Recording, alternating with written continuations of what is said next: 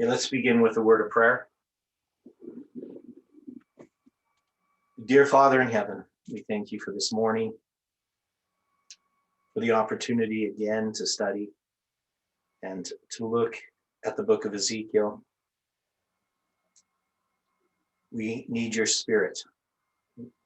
We need you to enlighten our minds and open our understanding, but also, Lord, to work in our personal lives as we seek day to day to copy the divine pattern. We know, Lord, that this message in the book of Ezekiel is difficult, but we see that it's directed towards us at this time. Help us to understand these things and to keep them. And thank you for hearing our prayer, and we pray this in Jesus' name. Amen.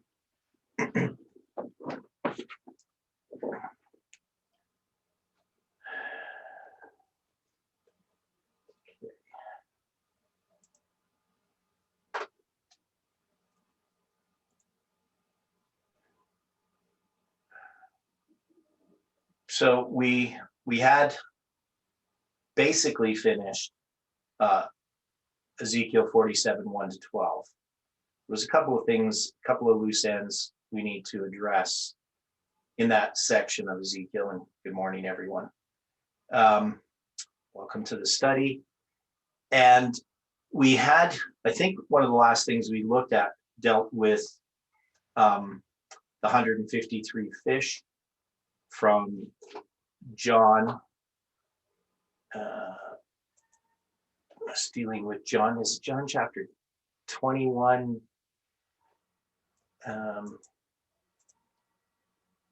Here.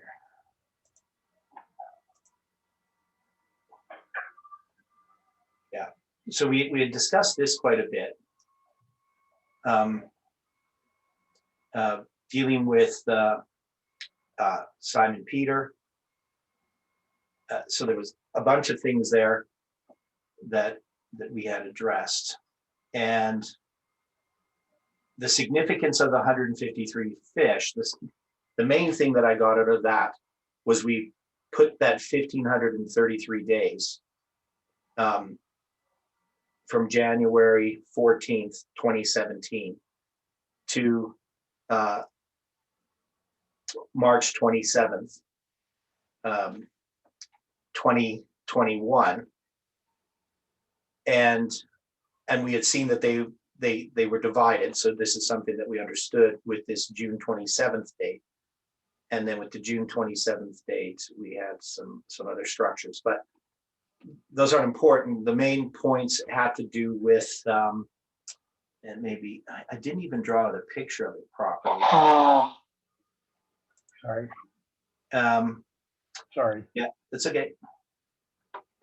So I'm going to draw this out again, if that's okay. Okay. Because I want to address this point, and then we have some other verses we have to look at. We're going to look at Revelation chapter 10 and Daniel 12 in a bit more detail as well.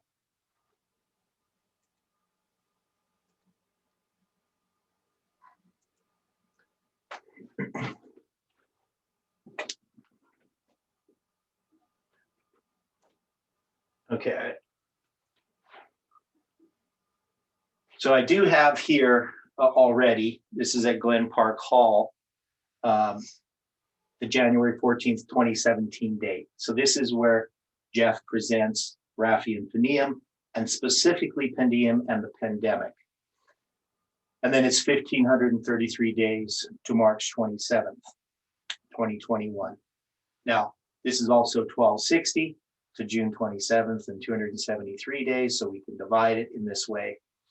And then because of that, I had noticed my presentation on July 18th, September 23rd, 2017, that there was 252 days and then 777 days. So I don't know if we presented this, how much I presented of this in the study on Thursday. I know Friday night, I went through some of this again, this whole line, but this 153 fish, we had already connected to Samuel Snow's letters. And that is Samuel Snow's letters are 153 days. That end on July 18th, starting on February 16th.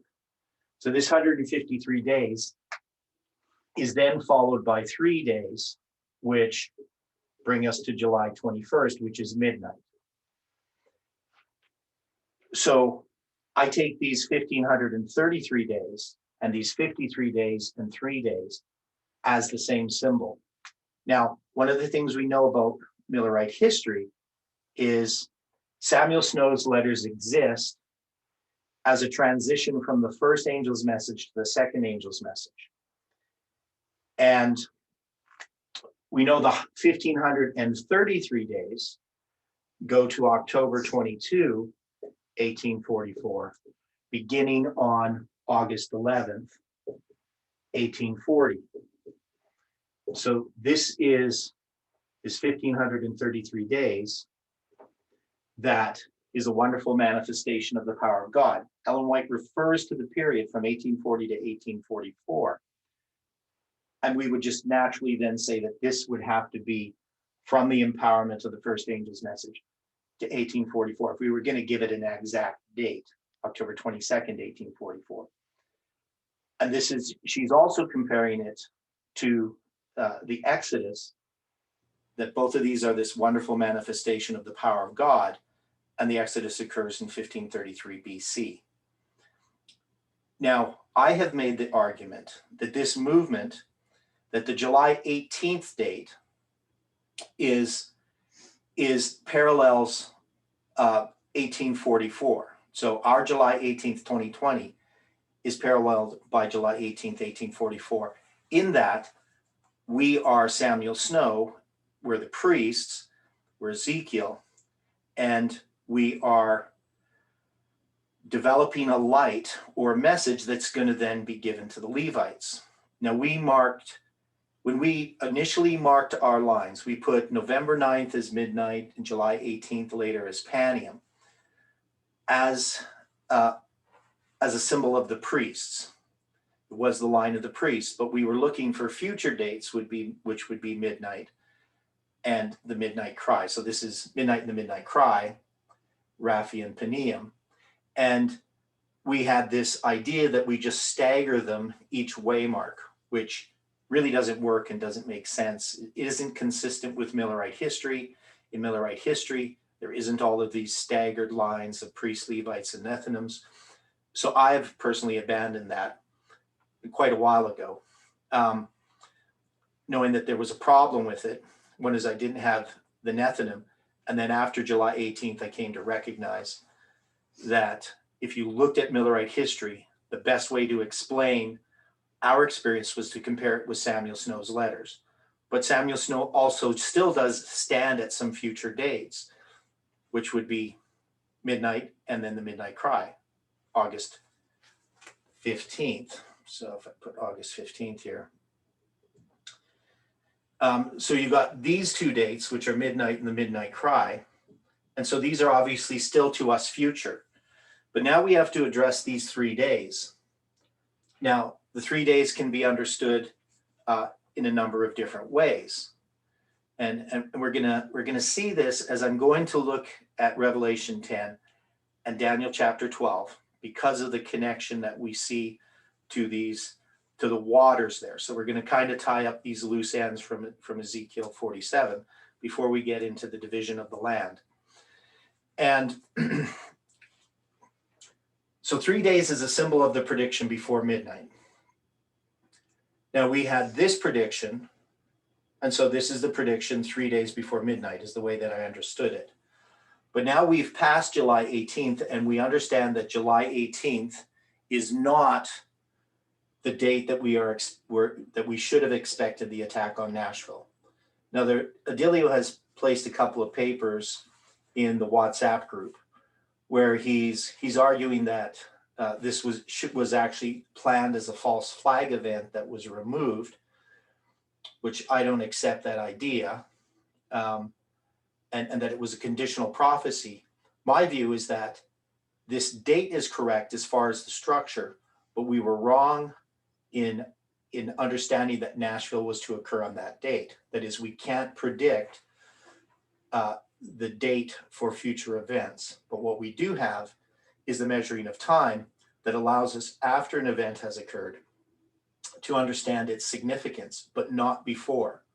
So we still have these main dates here, March 27th and December 25th, but we also have a bunch more dates that have shown up on our lines that are future. And so what we're doing is we're measuring the time, we're looking at these dates. But I could also argue that 3 days can be represented in this period of history, or maybe in some other way after July 18th. Let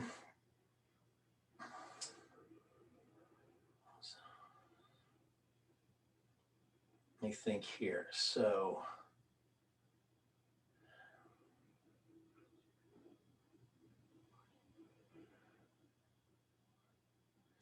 if we're going to divide this number 252 by 3, what number would we get?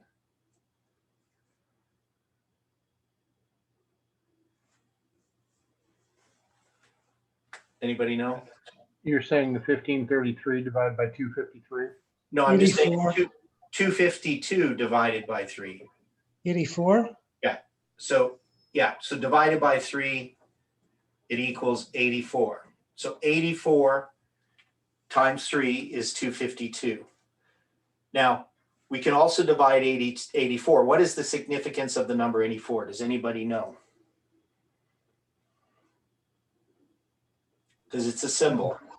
Yeah, it was on the 1843 chart. Right. Yeah. And it's on the 1843 chart. 7 years and months. So 7 years is 12 months. Right. So it's a number that comes from 7 times 12.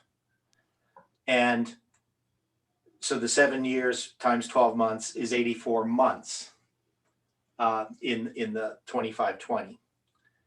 And of course, you know that 3.5 years is 42 months. So obviously 7 years is 84 months. And, I haven't actually worked out and tried to say divide this up by 84 days, 84 days, and 84 days. I haven't thought of that. There would be some dates produced there. But to me, it's just as a symbol, you could take this and say that maybe the 3 days refers to this period of time. Because one thing is we never had an explanation for the March 27th date.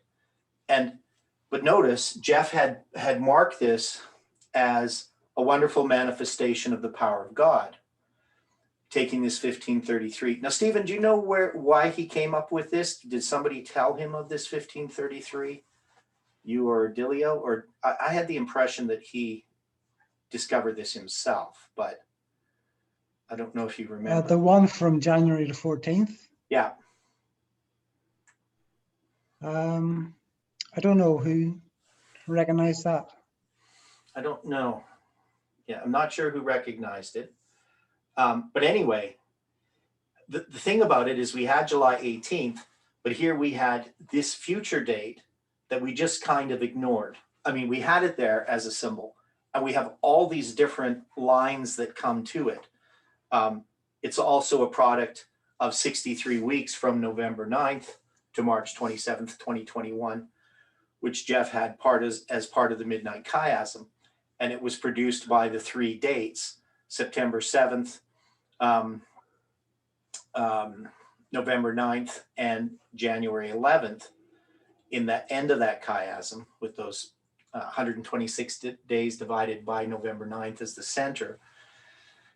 And so that those dates added up to this date, 3/27, which is, of course, a symbol of March 27th.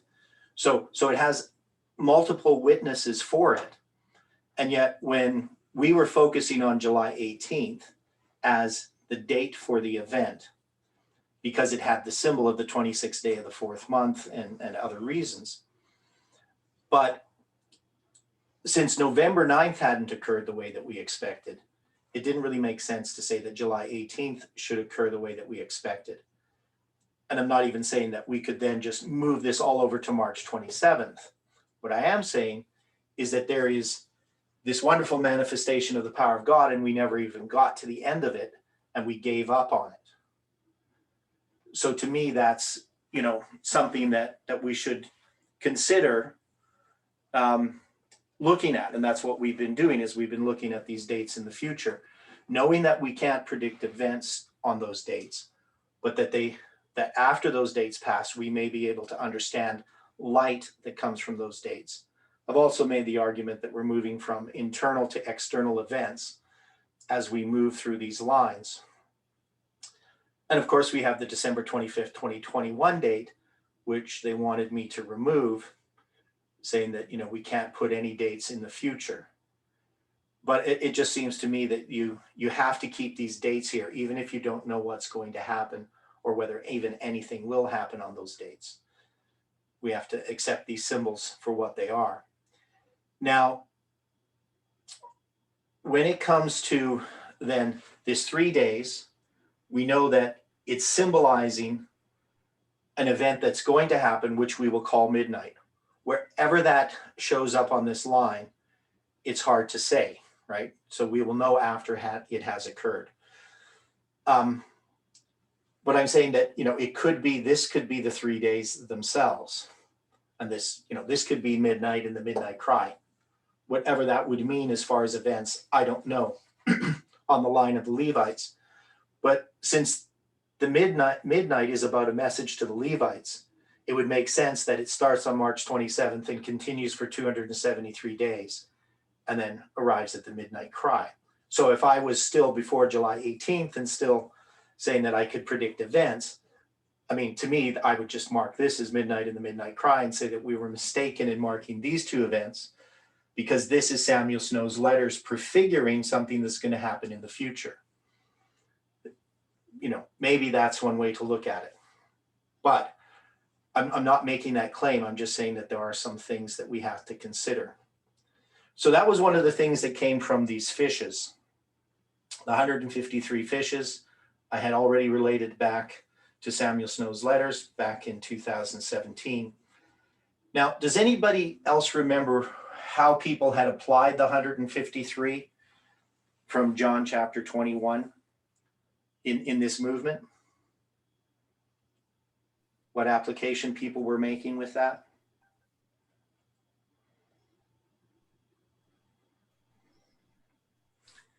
I was also noticed that there was 153 people that came to Elijah. There was 3 groups of 51 people. Right. And then fire came down and consumed, 2 of them. And so it was sort of connected to the Elijah story as well then. Yeah. With the fire coming down. Yes. So, and that was another reason why we were attaching it to fire coming down in Nashville as well, right? Yes. Taking that story. Now, the other application of it had to do with the way that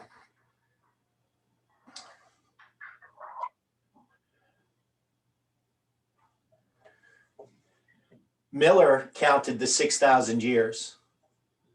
He counted 6,000 years from 4,157 BC to 1844 AD.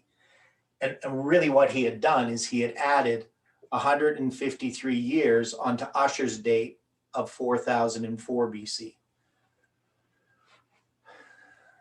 So some people were saying that that's what these 153 fishes represented. And I actually still accept that that's valid in understanding something about Millerite history, that Miller is attaching 153 years at the beginning of Ussher's date, but we have 153 days in Samuel Snow's letters. And so what does that tell us about Miller and Snow, the relationship that they have? So I'm just going to put 153 days here.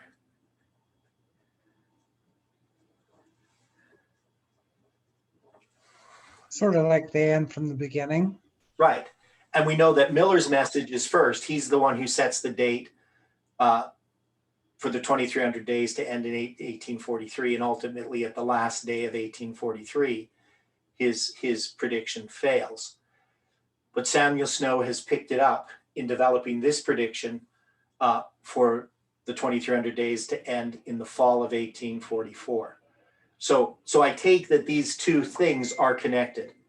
And it's also a correction, even though I don't agree with Miller's date, 4157 BC. This is a correction of a pre-existing idea, and this is a correction of a pre-existing idea.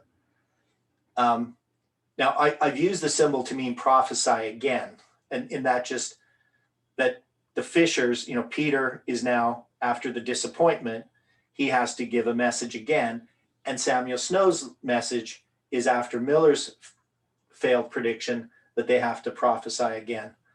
But it's also a symbol of the wonderful manifestation of the power of God. So, this symbol then of the fish probably has other applications. Now you say there's the 51 men. So these men come.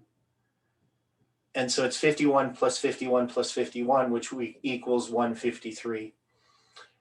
Now, do the last group of 51 men get killed? No, right? No, their life is spared. Right. So I think there would be significance in that as well. And I haven't looked at, if you could count 51 days from, July 18th or anything like that. Whether you could take that as the 3 days are divided by 51, or the 3 days are 84 days or whatever, right? So I haven't looked at that. The 84 days is takes you to October 10, so you get the 10th day of the 10th month. Okay. And then another 84 days will take you to the 2nd of January this Okay. year. To this year, yeah. Okay. And then another 84 days would. Takes Yeah, you it to takes March you to- 27th. Yeah. Right, yeah, to March I've been 20th. calculating too. Yeah. So you got all those dates. So you have the 10th day of the 10th month and the 2nd day of the 1st month. And yeah, so those are interesting. I'm just putting out those ideas there just to try to tie up some loose ends that were in my mind. So hopefully that's helpful a little bit for looking at that. I know I have more thinking to do about it. Okay.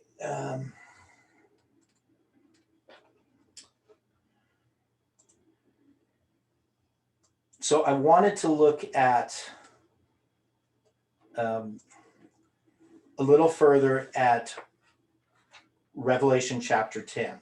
So one of the things that Odilio brings up is, and if I'm just going to look at his paper. You're not going to see it, but I think it was in part 2. Yeah.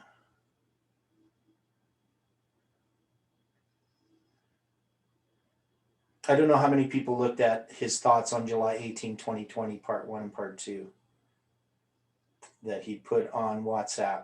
Have you looked at it, Stephen? Are you familiar with what he presented?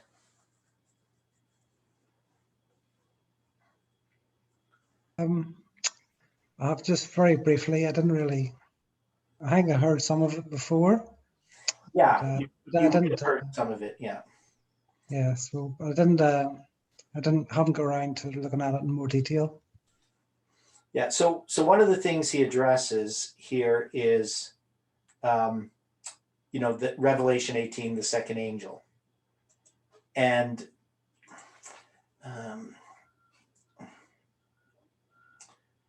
so I write a response to what he said here. So, I mean, you haven't read what he said, but you could probably gather what he's saying here. So I say, yeah, I won't bring this up because it has phone numbers and stuff on it. The first and second angel's messages are expressed in the parable of the 10 virgins. It is these two messages that Sister White says will be repeated to the very letter. So he makes this comment that, we say that Millerite history is repeated to the very letter. And then he addresses this second angel. So he's trying to make arguments that September 11th and July 18th were both false flag events, but the July 18th one was called off. So we know the repetition of the second, it's the first and second angel's messages that are going to be repeated. And the repetition of the second angel is what began on September 11th, 2001, while at the same time being a repeat of the empowerment of the first angel of August 11th, 1840. And then what I just talked about there, how July 18th, 2020 parallels July 18, 1844. That they're both typical of future dates. So we know that what is the purpose of, how do we parallel October 22nd, 1844? How's Jeff always paralleled that? He labels it what in our line?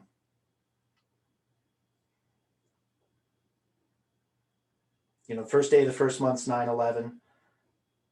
October 22nd, 1844 is what event?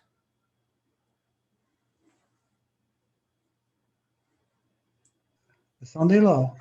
Right, it's the Sunday law, right? So that's been in our movement for a long time, at least 5-6 years, maybe longer,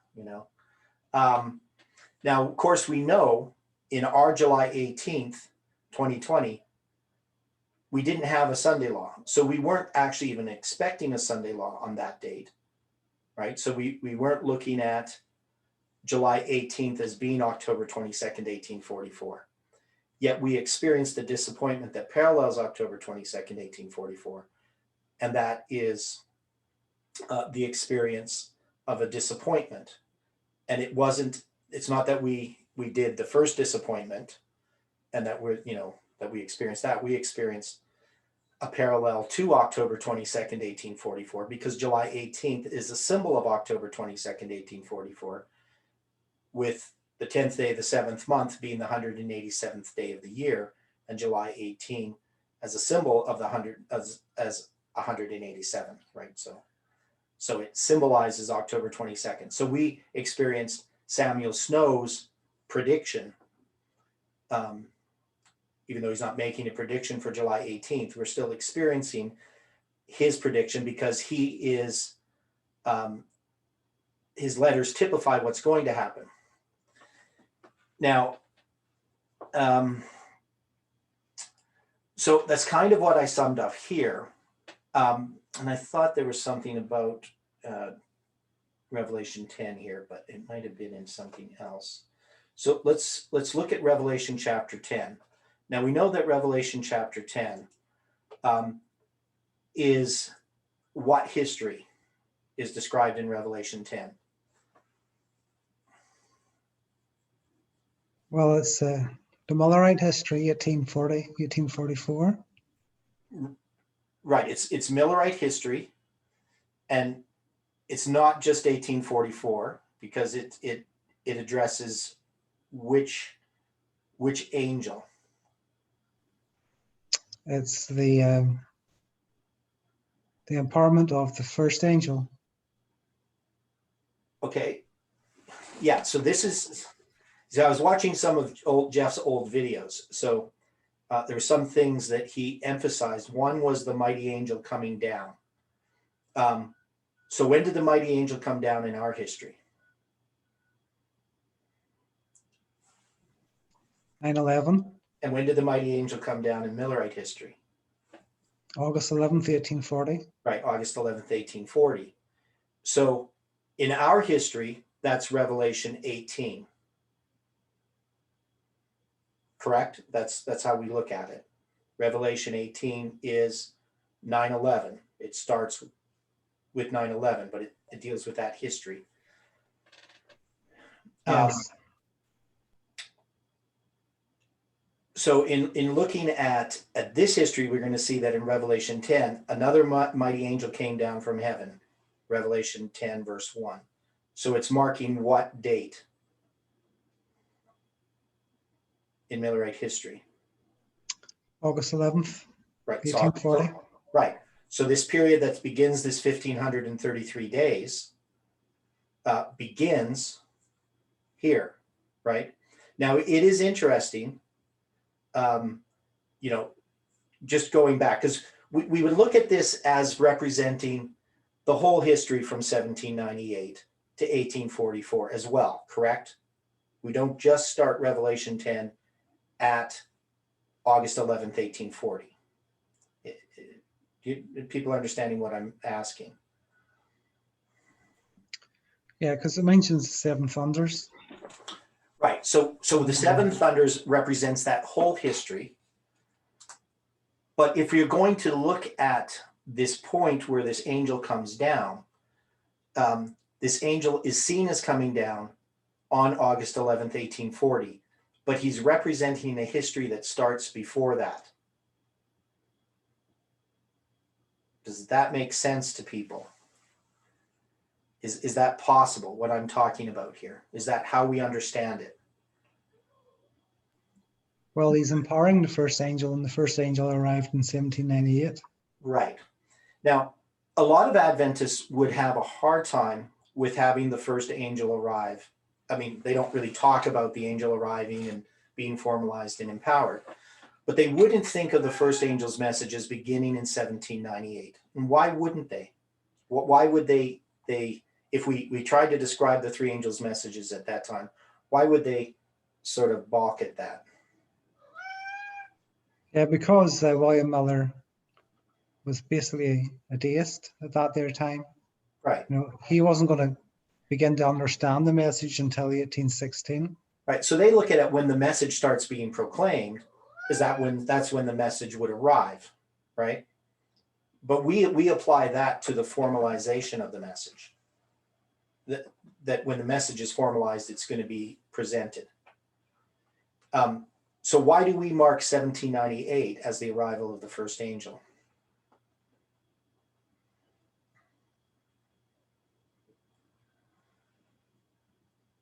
Well, we connect it with the time of the end.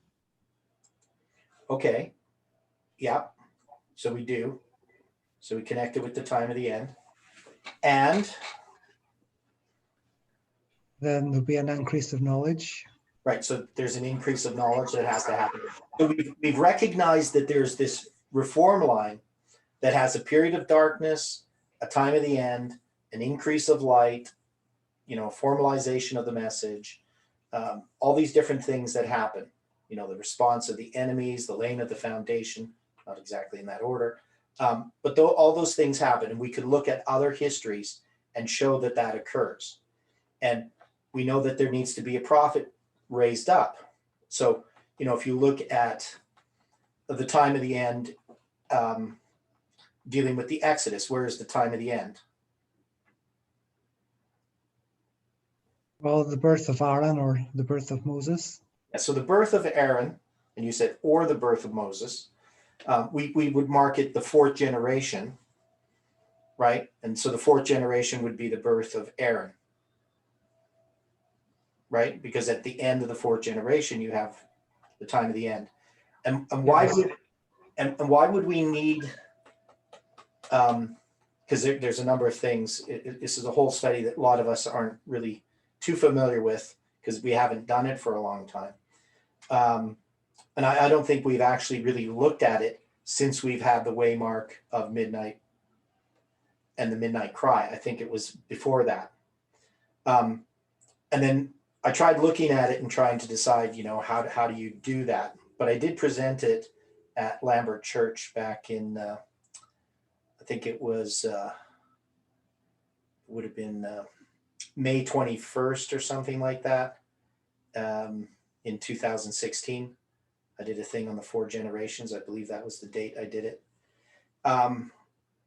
Anyway, in that presentation, one of the reasons that I used to place the fourth generation before the time of the end had to do with that. So So we mark the time of the end with the arrival of the fourth generation. So I'm trying to remember how I did that. The time of the end is a time of what? What's ending? A time prophecy. Okay, so we have a time prophecy. Now the 430 years, it doesn't actually end when Aaron or Moses are born, right? It actually ends quite a bit later. That's when they leave Egypt. You know, it'd be 83 years after Aaron is born. Yes. So what is the time of the end then that we're marking for the birth of Aaron?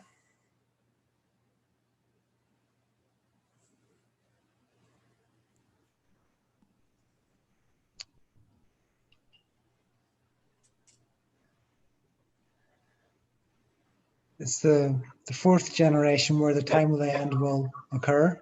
Right, so it's the fourth generation. And in 1798, what ends that marks the end of the fourth generation?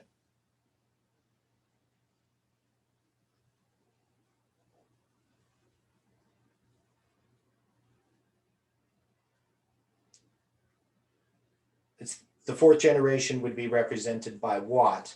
What's the number? Thyatira. Thyatira. So the number 4 ends there. So I don't want to get into a big study of all these different lines, but the point is that we have here in Revelation chapter 10, we're going to have this little book opened, and it says, and he had in his hand a little book opened, and he set his right foot upon the sea and his left foot upon the earth. Now, Ellen White comments on Revelation chapter 10 in quite some detail. It's actually probably one of her passages I've studied the most. It's from the seven Bible commentary, and I'm gonna have to bring it up so we can look at it. But I'll first look at this verse before we read what she says about it. So we're going to place, though, this mighty angel coming down as being August 11th, 1840, even though the time of the end has already been here. And this is the empowerment of the first angel's message. And he's going to have in his hand a little book open. And he set his right foot upon the sea, his left foot upon the earth. And he cried with a loud voice, as when a lion roareth. And when he had cried, 7 thunders utter their voices. Now, what's the parallel here between Revelation 18 and Revelation 10? So let's go to Revelation 18. So we're going to have another mighty angel come down from heaven, having great power, and earth was lightened with his glory. So you can see there's some similarities here. He comes down from heaven, and in this one, he's clothed with a cloud, and a rainbow was upon his head, and his face, as it were, was as it were the sun, and his feet his pillars of fire. So you can see, obviously, there's a lot of similarities to these two angels, right? Now, one is empowering the first angel's message in Millerite history, but this one here is empowering what message is being empowered here from Millerite history in Revelation 18. It's kind of a trick question. Oh, it's the third angel. Okay, it's the third angel, right? Now, we would say, well, this is a parallel to the first angel being empowered in Millerite history, correct? Yes. Right. So why would we say that this is the third angel that is being empowered?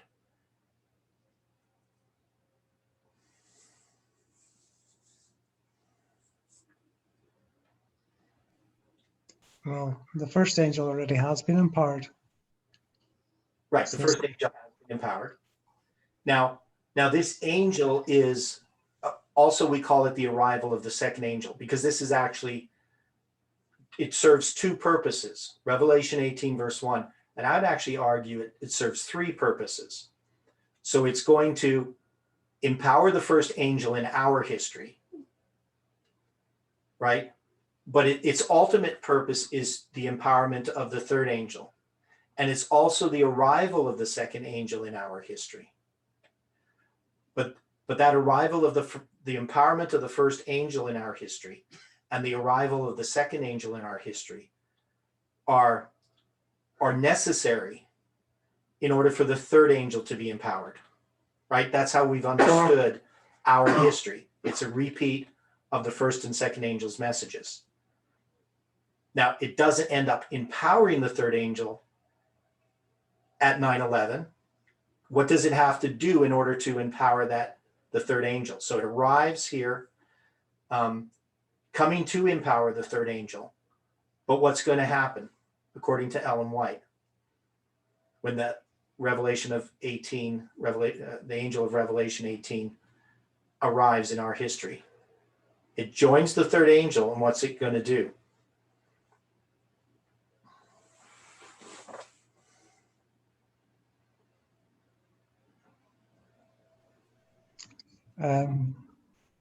Well, it's beginning of the latter rain, and the loud cry swells. Right, so it's going to swell to a loud cry. And so that's what we're in that history right now, from 9/11 to the Sunday law, and even afterwards. This is all about the third angel being joined by these first two angels again, the second angel specifically, joining it, because you can't have a third without a first and a second. You can't have a second without the first. And so it's going to join it, and then it's going to swell to a loud cry. And he cried mightily with a strong voice, saying, Babylon the Great is fallen, and is become the habitation of devils, and the hold of every foul spirit, and a cage of every unclean and hateful bird. Right, so this is the one where it's going to say, come out of her, my people, verse 4. In Revelation 14, we don't have a call to come out of Babylon. In the second angel's message, it tells you Babylon has fallen. So in verse 8, it says, there followed another angel saying, Babylon is fallen, but there's no call to come out of her. Now, the Millerites applied the second angel's message to their history, the call to come out of Babylon. One of the things I always find odd with Millerite history is they would apply certain things to their history and sort of ignore other things. That is, as things came along, they would see that something applied, but they didn't really apply the third angel's message in too much detail. They just kind of seen it was, Jesus coming back or something, but they never really looked at this in too much detail that I could see in reading their writings. And also Revelation 18, they don't address really because it just didn't fit in with what was happening. Now, Revelation 10, if we go back there, we're going to have this loud voice, right, in verse 3. And he cried with a loud voice as when a lion roareth. So what's the significance of a lion roaring? Well, it connects to the Lion of the tribe of Judah. Okay. It's like an unsealing message. It's an unsealing message. And how do you apply it that way when a lion's an unsealing message? That means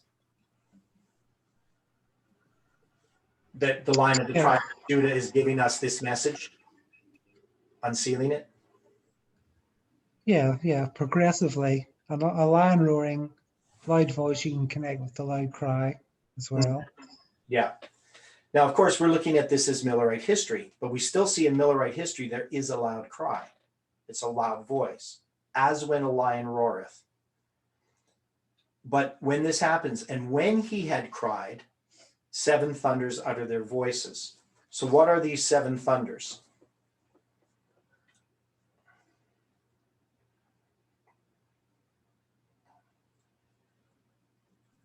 Well, it's a special light Okay. that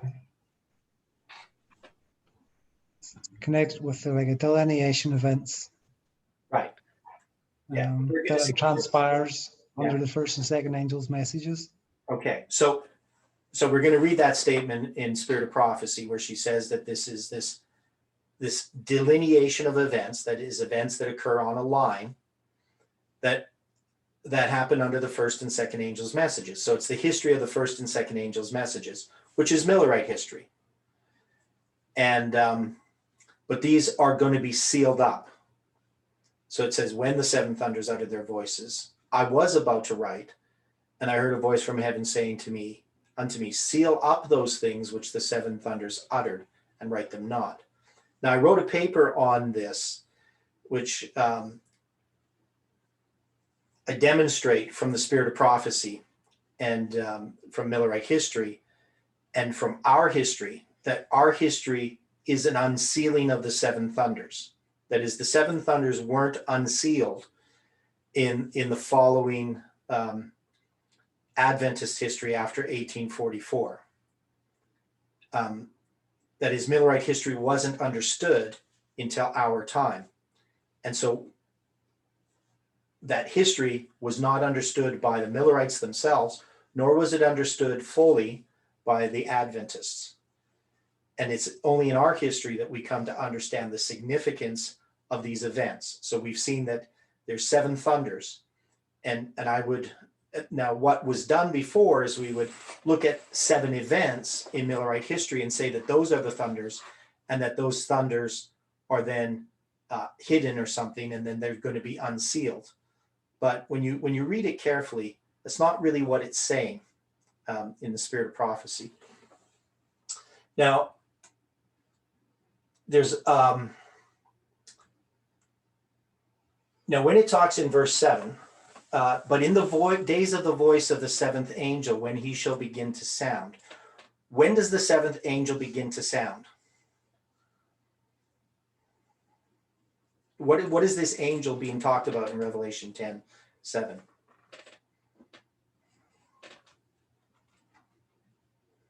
Well, I think it has been applied that the sixth trumpet. I know it doesn't say trumpet here, but we normally connect It's that. referring to the trumpet. The seventh. Yeah. We normally connect the seventh angel to the seventh trumpet. Yeah, So the sixth trumpet ended in 1844, and so it you ended can on maybe what date? you can maybe place the seventh trumpet here, Okay. beginning in 1844. Okay, so when did the sixth trumpet end exactly? October the 22nd, 1844.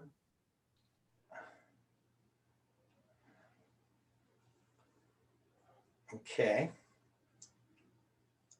Anybody else? What's the sixth trumpet? That's Revelation chapter 9. Yeah, the woe now ended on August 11th, 1840, Right? but the trumpet continued until 1844. Okay, right. So we're going to see that the trumpet, yeah, because we have this woe, and we know that the trumpet is still sounding. Now, and I'm gonna argue that in a sense, the sixth trumpet ended when the woe ended, but I'll show you what I mean. So it says, in the days of the voice of the seventh angel, when he shall begin to sound. So we know that the seventh angel is going to sound on October 22nd, 1844. But one of the things that we see here in Millerite history is when the second woe ended, how did the Millerites understand this? What did they think ended with the second woe? Was it the close of probation? Okay, well, it was the close of probation. They believed that the sixth angel had ended, right? Okay. Yeah. Yes, for a year until can't remember his name. I know. I was gonna I should know it. I'm really bad with names, especially if I'm trying to think of them. But yeah, so one of the guys who was chosen by God, and he was given visions. So I can't remember. William Foy. Yeah, William Foy. Right. So he came to understand that the seventh angel had not yet begun to sound prior to October 22nd. Yeah, I think he had a vision in 1842 that said that the seventh trumpet hadn't finished sounding. The sixth trumpet hadn't finished sounding. Sorry, the sixth, yeah. Yeah. So what I'm trying to argue that is here is that the second woe ended, but the seventh trumpet hasn't yet sounded. And it's the end of the sixth trumpet has this period or this space where the second woe ends, but the seventh trumpet hasn't yet sounded. Correct? Yes. And that period of time is 1,533 days. Yes. Okay. So we're going to have then here. So I'm trying to fit a bunch of things together. So we're still studying Ezekiel chapter 47, believe it or not, as we're looking at this, because we're dealing, and we're going to go back there, but we're also going to go back to Daniel chapter 12. And so this has been, I guess, an issue, because it's quite clear that the Millerites believed that when Jesus was going to come back, there was a series of events that had to occur. And that's because they studied the scriptures and they knew that there was going to be the 7 last plagues, right? That those were going to happen prior to Christ returning. They also believed that that occurred under the 7th angel. That is, that was in a sense parallel to the third woe. So when the 7th angel began to sound, the third woe would occur, and that third woe would include the 7 last plagues. And so you can find this by reading Millerite history. They also then believed that when the Ottoman Empire fell, that was the end of the 6th trumpet and the end of the second woe. And so they believe that probation closed, just like we do, that probation closes before the plagues fall out, right? So as those times passed, they set aside their understanding of these prophecies. And you can see when they're looking for Jesus to come October 22nd, 1844, are they expecting any of these events? Are they expecting the plagues to fall out? No. No, not really. Now, some people are looking to things like, well, maybe the first day of the 7th month, which would be, I think it's the 13th. They were looking at the 13th of October 13th, as being the close of probation. Interesting date there. So they thought that might be the close of probation. And actually that last little bit, just before the 10th day of the 7th month, before October 22nd, 1844, they weren't actually laboring for souls for that last little bit, because many of them believed that probation had already closed. And some were expecting maybe even plagues to fall out, or things like that. But of course, none of that occurred. But yet, as they still continued to believe that Jesus was going to come back without all those events happening. So I find that odd, really, I do. But the point that I'm making here is that Revelation 10 is actually addressing, by this angel coming down, it's addressing August 11th, 1840. Now, so when he does this, so we know that this angel is not coming down on October 22nd, 1844. Can we agree with that? Yes. So when he declares that there should be time no longer, what is he saying in verse 6? And he sware by him. So the angel which I saw stand upon the sea and upon the earth lifted up his hand to heaven, verse 5, and swear by him that liveth forever and ever, who created heaven and the things that are therein, that therein are, and the earth and the things that therein are, and the sea and the things which are therein, that there should be time no longer. So if on August 11th, 1844, this angel comes down and declares that there should be time no longer, what is he saying? Of course, this is Christ.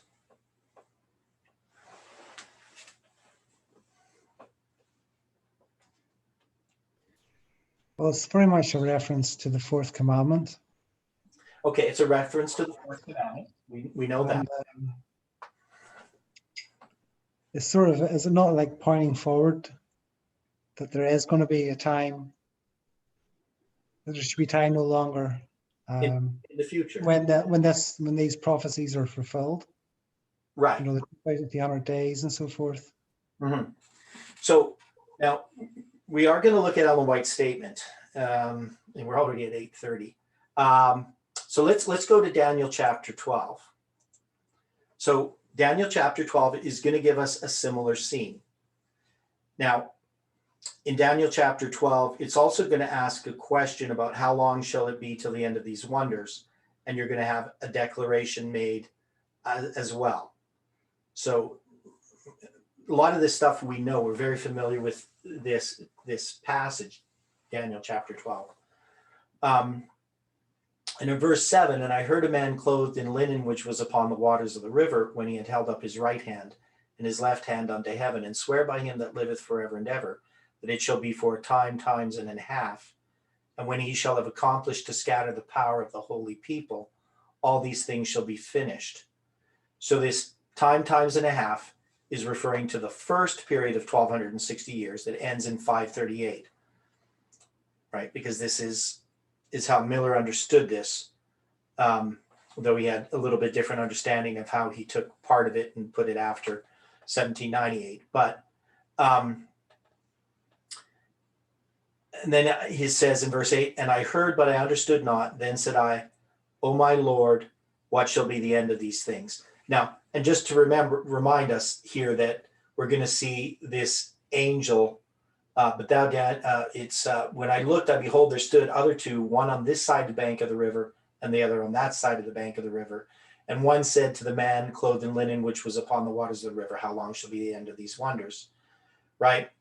And I heard the man clothed in linen, which was upon the waters of the river, when he held up his right hand and his left hand unto heaven, and swear by him that liveth forever and ever, that it shall be for times, times and a half. Right? So there is this, the river, there's, in this case, there is two people, one on either side of the bank of the river, and one standing upon the waters of the river. So the scene is slightly different.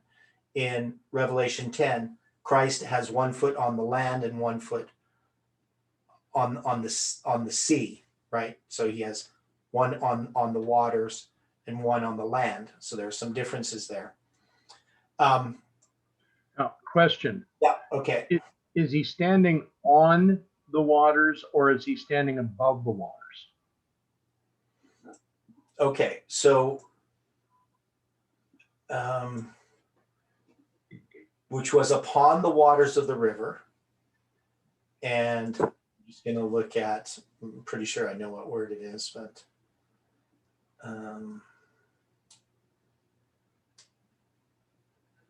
it means above or over. Yeah. Okay. Yeah.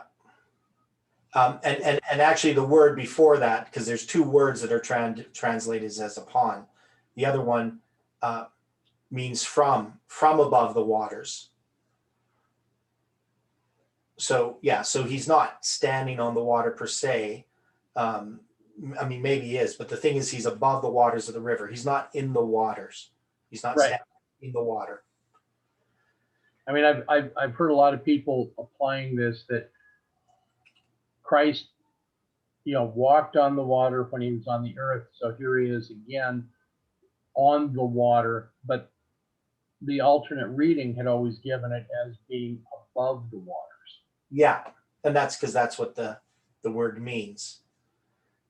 Now, of course, sometimes you could, just because you take something in Hebrew and you literally translate it, it can be an expression that doesn't always mean what it literally says. But the idea is he's not in the water. He's above the water. Right, but what I guess what I'm getting at is this gives us a more of a figurative representation than a literal representation. Yes. Yeah. And yeah, because he's seen something, but it's symbolic. Right. And that's what we understand with Daniel and we understand with Revelation and Ezekiel as well. Much of it's just symbolic. It's not literal, but it is what he sees. Right. So he's seeing something symbolic. And so there are these differences between what is seen here in Daniel and what is seen in Revelation 10. Now, of course, we know that the book is being sealed up. The book of Daniel is being sealed up. And in Revelation 10, Christ has the book in his hand, and that little book is the book of Daniel that's opened in the hand of the angel or Christ. So Daniel is sealing up this book, and Christ, the Lion of the tribe of Judah, he has unsealed the book, right? Which we get from Revelation 5. He's the one that unseals the book. And so when he speaks as a lion roareth, this is Christ proclaiming this light. It's part of this light of this unsealing. I'm trying to go through this a little bit too fast, I think, but we're very familiar with these things, but there's little details that we miss. Now we know that the words are sealed up and closed until the time of the end. And so in Revelation 10, that's happening at the time of the end. But the time of the end is not a day, it's a period of time. It starts at a certain period or a certain date, but it continues. And in a sense, we've been in the time of the end since 1798. Ellen White makes lots of statements regarding that we are in the time of the end and that it began in 1798. But we know that there was another time of the end, 1989. And that time of the end is really just a repeat of Millerite history of the first and second angel's message. So that time of the end had to occur. So we're very familiar with these ideas. Now, his book is going to be sealed to the time of the end. And then it says, many shall be purified and made white and tried. So what is that we just read? Many shall be purified, made white and tried. What is that? A three-step prophetic testing message. Right. Yeah. It's also Revelation 3. Yeah, goes to the Revelation 3. So it's this three-step testing prophetic message. It ties us to Revelation 3, the Laodicean message. And also it's a separation of two classes. But the wicked shall do wickedly, and none of the wicked shall understand, but the wise shall understand. So it's the wicked and the wise, these two classes. And then it's going to tell us that from the time the daily shall be taken away, which is 508, and the abomination that maketh desolate set up, there shall be 1,290 days. So in Daniel 12 verse 7, it talks about the first period of 1260. It doesn't talk about the second per se, in that sense, but it is addressing it here in the 1290, right? And of course, this goes back to Daniel chapter 11, verse 31. And arms shall stand on his part, and they shall pollute the sanctuary of strength, and shall take away the daily, and they shall place the abomination that maketh desolate. So we come to understand from this passage that there are 30 years from the taking away of the daily to the setting up the abomination that maketh desolate. And it's done in this way that's dealing with this 1290. And then blessed is he that waiteth and cometh to the 1,305 and 30 days. So that's a period of time that starts again at the taking away of the daily, but it's going to end on April 18th at sunset. So the beginning of April 19th, 1844. And now let's go back to Ezekiel 47. And then we'll go to Ellen White's statement. See if we can wrap up this section. Okay, so we have this water. So just to review this, we have this water coming from the sanctuary, from under the threshold, flowing out east out of the sanctuary, right? And it's flowing out east, and it's going to go towards the desert. It's going to go to the Dead Sea. And it's going to cause this Dead Sea, the water to come to life. It's going to be healed. And there's going to be all these different fishes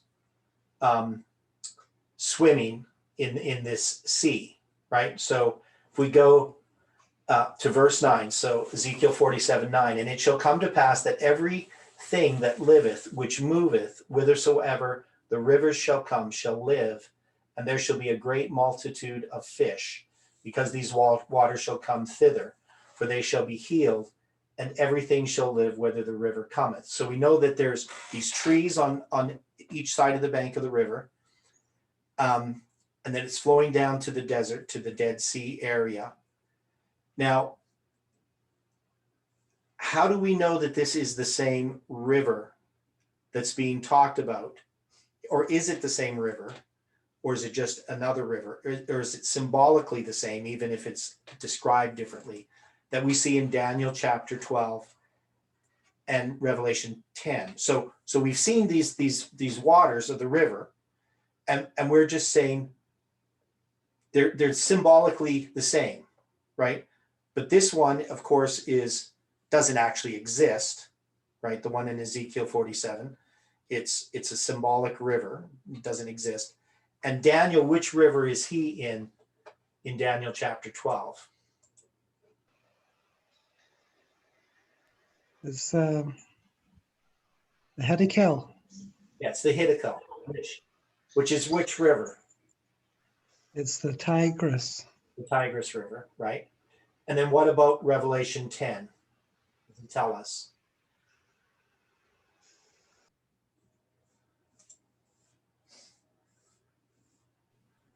Now, It's the sea. it's a sea. Okay, so it's not a river; it's a sea, and so we have the sea. Now, as far as being a sea, what is a sea? So it just says the sea. Well, it's been linked to multitudes, nations, tongues. Waters represent people. Okay, so it's symbolic of the nations of the world, right? What is the waters representative of in Daniel chapter 12?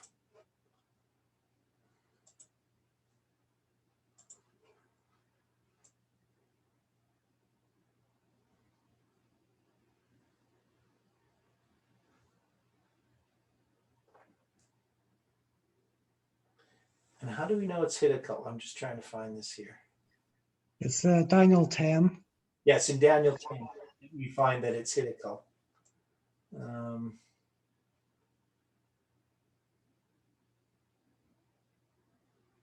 Verse 4. Okay, yeah, so so this is the same vision. So the river that he's at is the Hiddekel. So what's the symbolic, why the Hiddekel? What is this great river representing? So we have these bodies of water. We have Ezekiel's, which it comes from the temple. We have the Hiddekel, which is a river of Babylon. And then we have Revelation chapter 10, which just has this sea, whatever sea it is, whether it's the Mediterranean or whatever, it doesn't tell us. So what do these waters represent? Let's look at Daniel 12 first. So the Hiddekel, what is the purpose of the Hiddekel here? And just think about the whole prophecy, chapter 10, all the way through chapter 12.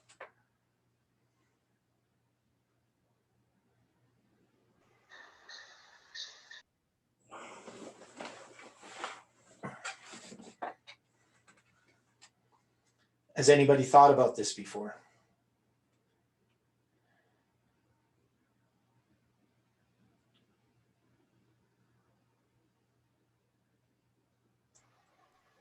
Well, Ellen White, she mentions it's the great rivers of Shinar. Okay, so we have the river Ulai in chapter 8, right? And why the river Ulai in chapter 8? Because the Ulai River is in Persia, but it's still the land of Shinar. Why is Daniel chapter 8 dealing with the river Ulai? That might be a bit simpler. Well, Ellen White talks about the great rivers of Shinar. Yeah. Is that river, when you think of the great rivers, you normally would think of Euphrates. and the Tigris. Yeah, but this is not, she's not talking about Euphrates and the Tigris. She's talking about Uli and the Tigris. I know we would often think of, because when you think of Mesopotamia, Mesopotamia just means between two rivers, right? Uh-huh. That's why, you know, the Potomac River in the U.S. is kind of redundant, because Potomac means river, Okay. right? So Mesopotamia, Potamia means river, and Mesa means between, right? So we think of Mesopotamia as the land of Shinar, but is it the land of Shinar? Is the land of Shinar also include the area to the east of it?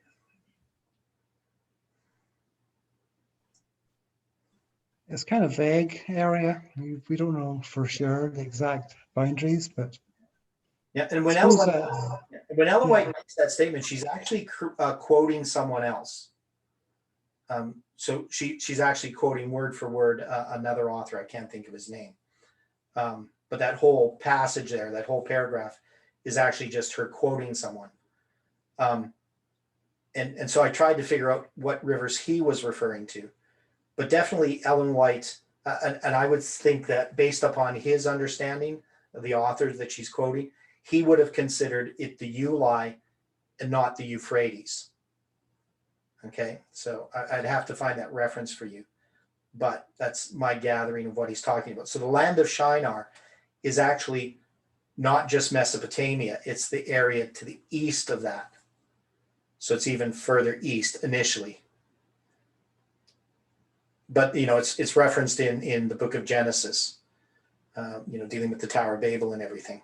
So anyway, the point is, going back here to this Uli, this is in the province of Elam, right?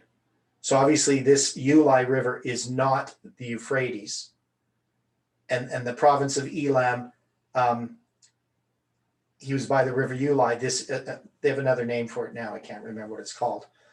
But it's the prophecy here is about a prophecy that's going to commence in the time of the Persian kingdom. So the purpose of this is that he's going to be addressing, he's going to have this vision of this river. So what is the river then in Daniel chapter 12? Why the Tigris instead of, you know, some other river? So why is it the Hiddekel that he's going to have this vision of chapter 10, 11, and 12?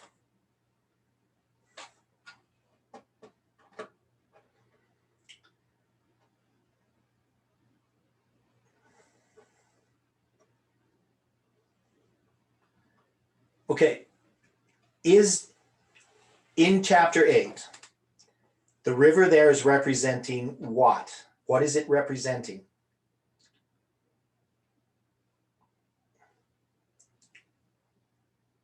We've already talked about what the rivers represent. In chapter 8, is the river representing more the Medo-Persian Empire?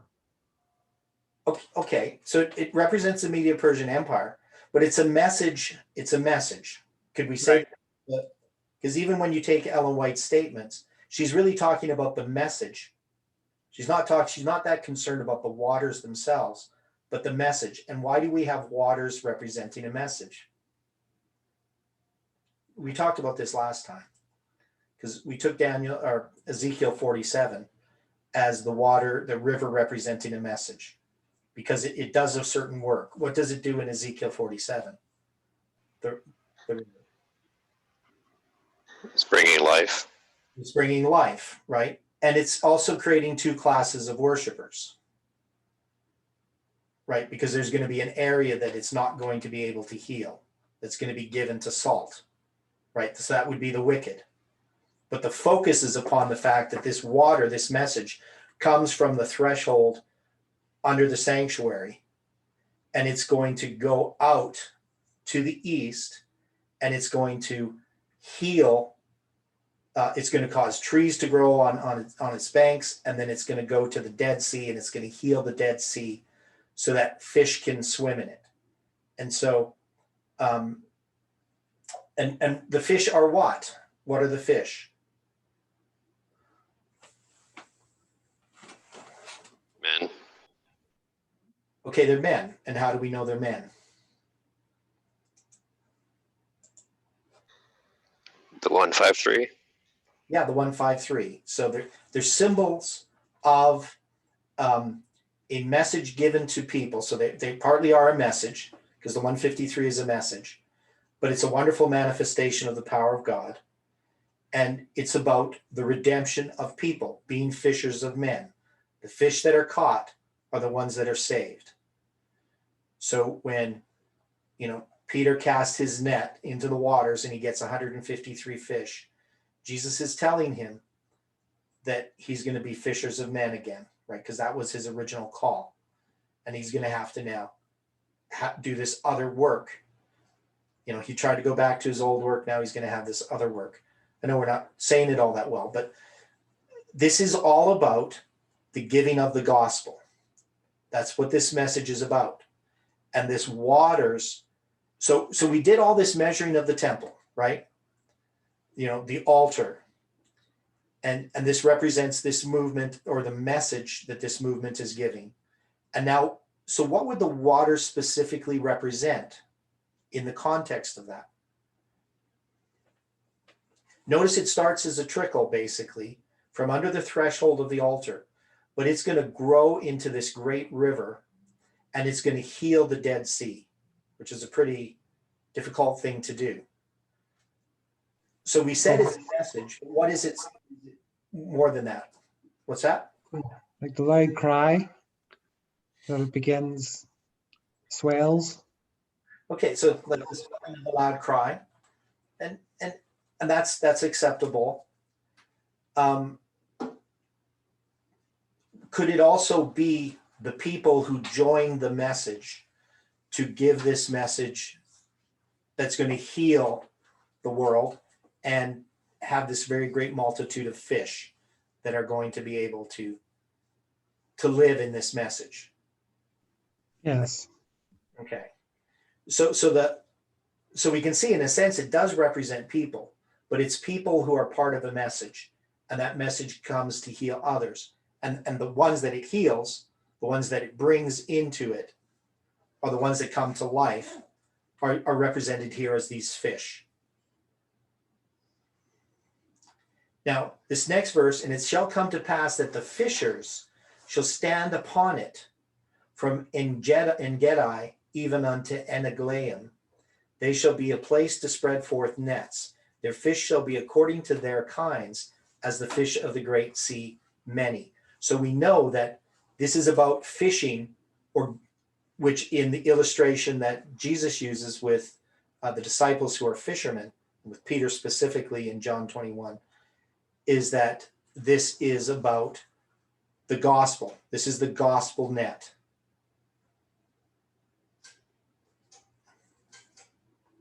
Jesus refers to the gospel net as well. Anybody know what passage that is? I probably can find I it. think it's in Matthew chapter 13, near the end. Yeah, Matthew 13.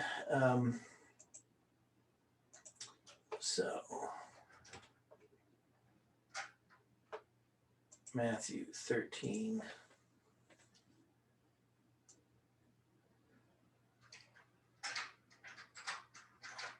Yeah, the parable of the net.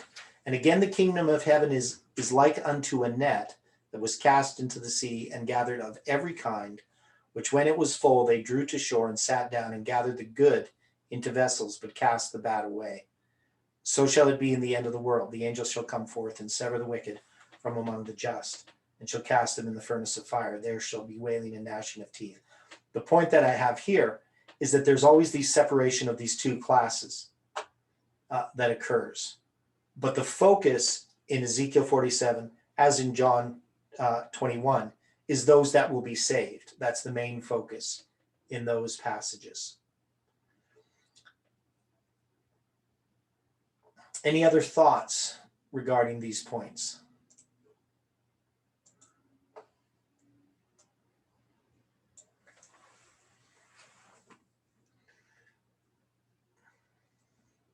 Okay, so verse 11, but the miry places thereof and the marshes thereof shall not be healed.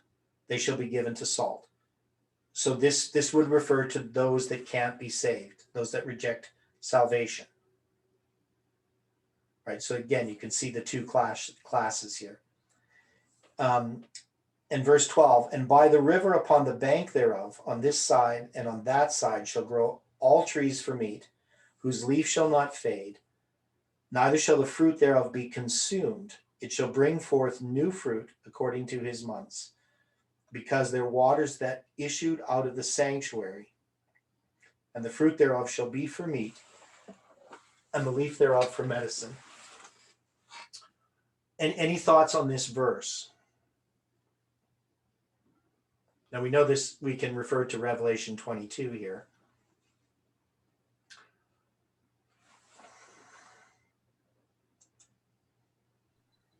Well, in the chat, I was just comparing the miry places to Jay and Lothor's dream of the three mud puddles. Yeah, I don't know if I would make that comparison just because this is referring to the wicked at the end.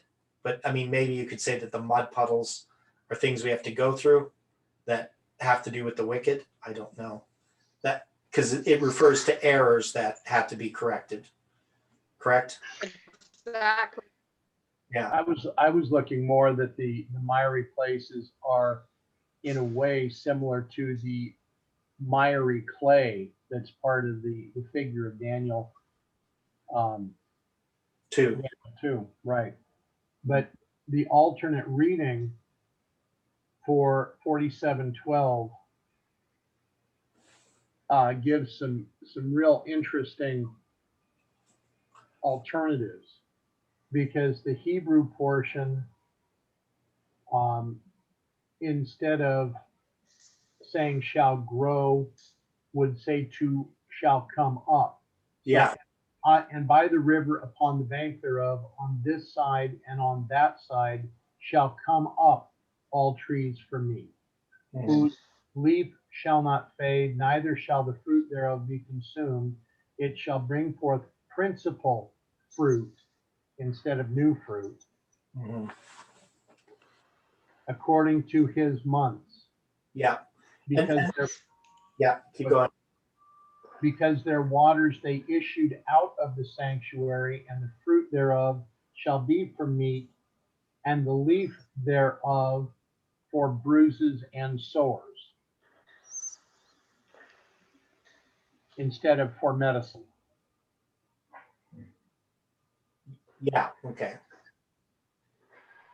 And there's a tree of life in Revelation. I think it has, is it talk about the 12 fruits in the 12 months or something?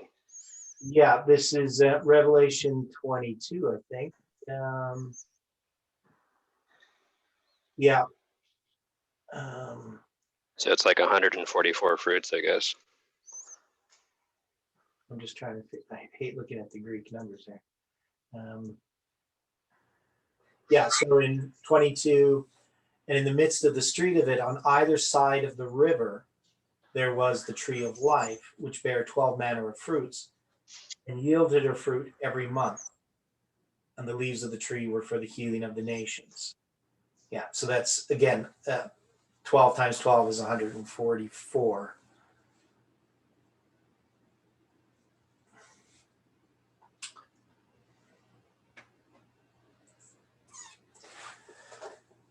And this one in Revelation 22:1 is the pure river of the water of life, clear as crystal, proceeding out of the throne of God and of the Lamb. Right. So again, you can see the parallel to Ezekiel 47 with this river, pure river of the water of life.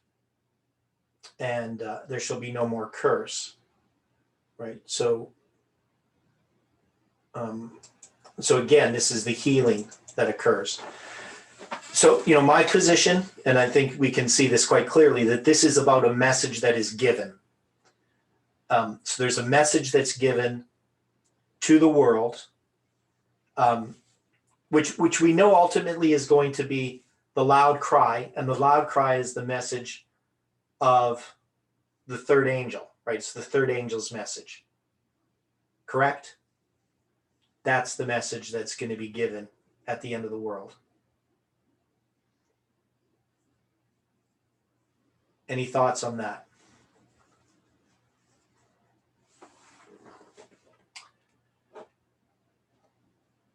So why do we have, okay, the question I'm going to ask is, here in Ezekiel, we have all of these measurements, all of these numbers. Why are these given? And we're gonna look at this more as we go through. We're gonna go through the division of the land, and then hopefully that goes a little faster, and then we're gonna go through and review Ezekiel. But Ezekiel, we have all of these numbers, all these measurements in this final section, and we know that this is connected with the 10th day of the 7th month, and we're in that time, right? We're in the time of the Day of Atonement. And that there's this message that's going to be given because the third angel's message arrives on October 22nd, 1844. And we're under the proclamation of the third angel's message. So why have we gone through why has the Bible gone through all of these measurements, all of these numbers, all of these symbols? What's it trying to tell us? You know, we connected it with Daniel chapter 12, which gave us time prophecies, and we connected it with Revelation 10, which addressed that period of 1,533 days. So what's the purpose of this? Well, when we measure these measurements of the temple and so forth, it's relating to the 144,000 or the last generation of people. Okay. There must be measurements that must somehow, to have any meaning at all, it must have some meaning to the experience of God's people at the end of the world. And when you measure the tabernacle, you see that it can be divided into two periods of 25-20. Yeah. And the gate was 360. Mm-hmm. So these here measurements are meaningful to us because we understand that there was two periods of 25-20. Okay. And we know that 360 is really, so in a sense, these measurements relate to time, or they could also relate to people as well. Mm-hmm. When we see like 12 times 12 and so forth, it's relating to the 144,000. Okay. So yeah. you can maybe tie representing people and experience and the understanding of time. Okay. So we know that the gospel is a three-step testing prophetic message that develops and demonstrates two classes of worshipers. And we've seen that here in these passages that we've looked at, whether it's been in Ezekiel or Daniel or Revelation and other places. Now, to try to address this question, I don't, because I want to address it over the next, the rest of this week as we finish with Ezekiel, but the question really had to relate to the significance of these numbers in chronology. And so I spent some time praying and thinking about it. What I see is that we have this message that is going to accomplish a work. That is, you can't have the third angel's message without the first and second, right? There has to be this preliminary work. Now, why has it been given to us in time prophecies? Like, why didn't God do it some other way? I know that's a big question, but why is it done the way that it is? What was God's purpose in all this? Could his purpose have been that we would learn to rely more upon him more fully? Okay. Because I thought about this question a lot. Going all the way back to Abraham, when he offers up his son Isaac. So, even going back before that, of course, when he makes the covenant, but now he's going to offer up his son Isaac. And we have paralleled the offering of Isaac with July 18th. Jeff has done that. And I think that was a very valid and significant application, because we knew God's voice, but now we were being tested. And many people failed that test. And even people who still could be in the message now could have failed that test, because it's not always that evident to humanity who's passed the test or who hasn't. This is something between us and God. But the point is, God stayed his hand. And that's the way that I look at what happened with July 18th, is we were asked to go to this test where it looked like we had to offer up our only son Isaac. And yet God had another plan. And so if we go back to these time prophecies and we look at Abraham's test, how did Abraham know God's voice in the first place? How did he know? What experience did he have that led him to be able to offer up his son? He recognized who God's voice, or what God's voice was, Okay, how did he do that? through his experience. Okay, he had an experience. Yeah, and God did give him some personal time prophecies as well, right? What time prophecies did he give him personally that were fulfilled in Abraham's life? Well, the birth of Isaac. The birth of Isaac. So he had that as an evidence. And then God was actually asking him to offer up the son who was now the promised seed that had been fulfilled. And yet he was willing to do that. Now, his view that maybe God would raise him up. He didn't think that God was just telling him to do something and not do it. He just thought, well, this is the promised seed, and if this is God's voice, which he knew God's voice from his experience, and in his experience, God's voice overrided his own desires, because before he had tried to accomplish God's promises. So he had to come to the point where he could not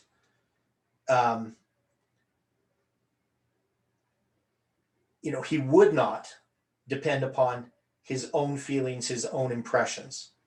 That is, he didn't trust himself at all in this point. So I think as we go ahead and we start to look at the rest of Ezekiel, and we go back and when we're going to do this review of Ezekiel, which would be a very quick review, the thing that I'm struggling with is because Ezekiel to me has always been about time. All the dates in it, all the structure, to me it's been the key that has unlocked this message. And without Ezekiel, we wouldn't have had any of this time prediction, July 18th or anything like that. I don't think we would have had it without the understanding of Ezekiel. So we're going to come back and sort of address that question as we go through the rest of the studies. We got 3 more this week. Whether we get finished this week or not, I don't know. Any final thoughts before we close with prayer?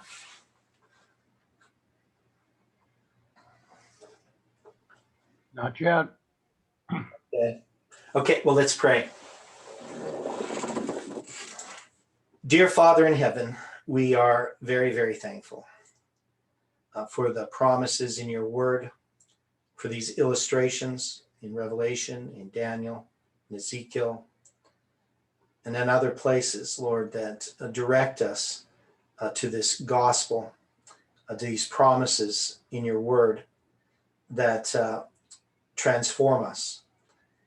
And we know, Lord, that we need to understand these things, that we have dull minds. We don't see ourselves as we really are. We don't see the sin that lies deep within us. And we know that as we come to these tests and these trials, we have a greater appreciation for your righteousness, love, and mercy, and also for our unrighteousness. And so we lean upon you, Lord, that you can give us strength to represent you aright. Be with each person in their personal study and help us to follow and serve you. We pray this and thank you in Jesus' name. Amen.